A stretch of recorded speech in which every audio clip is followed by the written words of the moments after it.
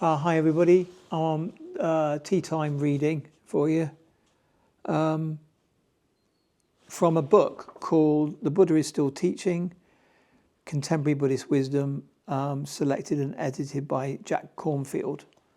And this is called Fidelity, and it's by Noah Levine.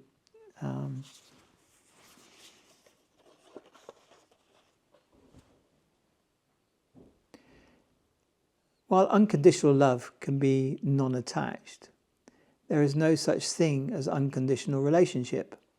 When our love becomes sexual and thus relational, we impose certain conditions that are non-negotiable.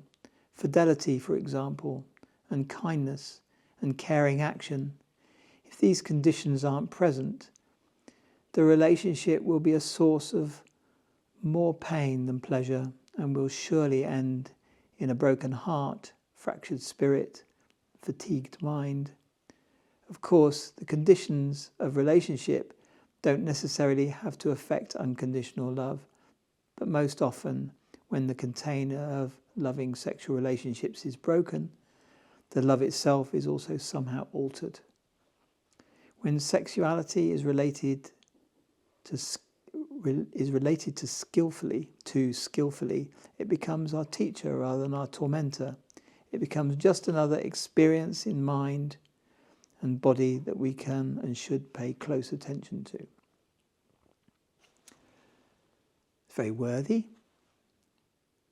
I was thinking the other day that actually I really value conditional love,